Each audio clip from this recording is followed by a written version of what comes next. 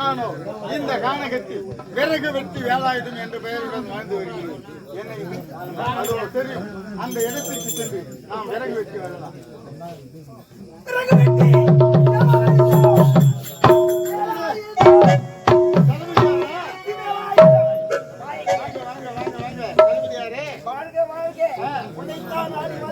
அப்படியா? என்னை நாடி வந்தீர்களா? என்னையா காரணம்? இந்த குழந்தை நாட்டின் இளவரசன். அப்படியா? இவன் இருந்தால் எதிர்காலத்திலே நான் மன்னனாக முடியாது. அதற்காக இப்போது இந்த குழந்தையை வெட்ட வேண்டும்.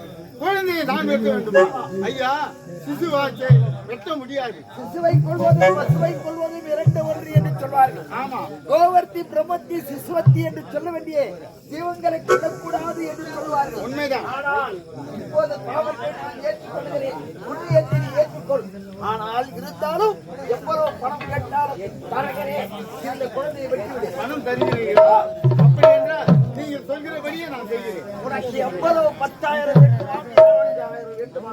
சரி, அப்படியே செய்யுங்கள். பெரியவர்களே, தேத்துறை கிராம குழந்தையை பிடித்து விட்டு வெட்டி விடு என்று சென்றிருக்கிறான். அடடா, இந்த குழந்தையை பார்த்ததும் வெட்டவே மனம் வரவில்லை. இந்த குழந்தை எவ்வளவு அழகாக இருக்கிறது. வாய் முத்தும் தாராமல், மழலையுறை ஆடாமல் கிடப்பது என் சிறிய தடுமாறு. இந்த குழந்தையா நான் வெட்டுவது? முட்டாள் தளபதி என்னிடத்தில் குழந்தையை கொடுத்து விட்டு வெட்டிவிடு என்று சென்றிருக்கிறார்கள். இவனை வெட்ட மனமில்லை. நான் இவனை வளர்த்து பெரியவனாக்கி காட்டுகிறேன். பச்சை கீழி கோரு செவ்வந்தி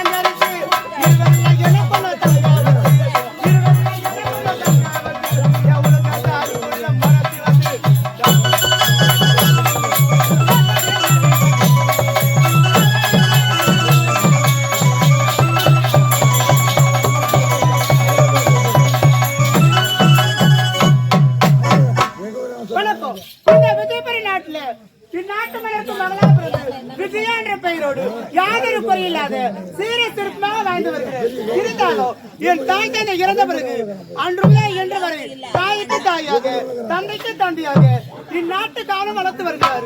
இருந்தால் தந்தையை சந்திக்க வேண்டும்.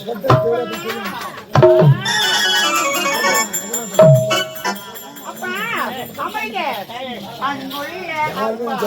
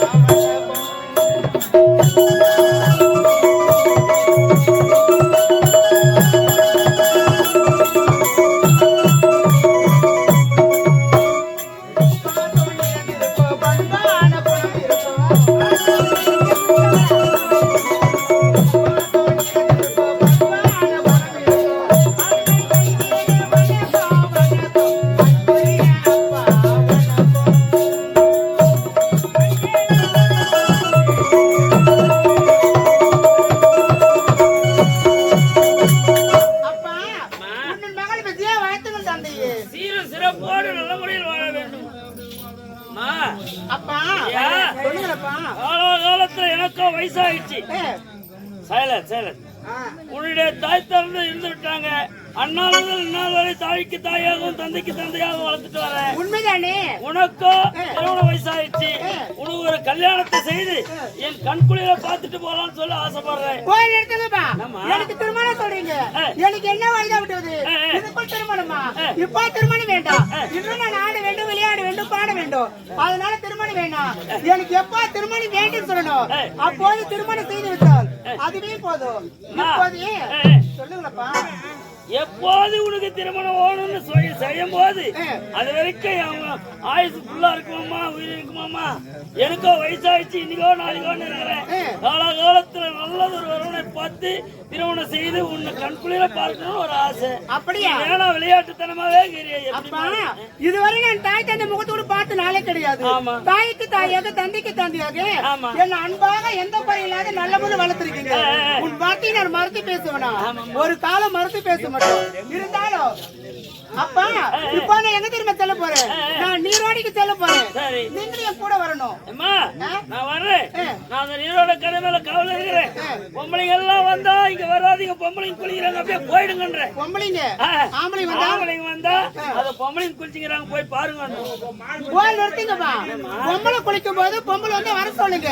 இது மாதிரி ஆம்பளைங்க வந்தா வர சொல்லாதீங்க. ஐயோ மாத்தி சொல்லிட்டீங்க. ஆமா அப்படியே விட்டுமா. நீரோடைக்கு போற குளிக்கிறதுக்கு 10 ரூபா குளிச்சுட்டு வரணும். அப்படியா? எனக்கும் நீச்சல் தெரியாது. அவ்வளவு எதுவும் ஆச்சுன்னா என்னால முடியாது, காப்பாற்ற முடியாது. நான் ஜாக்கிரதையா போகிறேன். நீ காவல் இருந்தா அதுவே போதும். போகலாமா?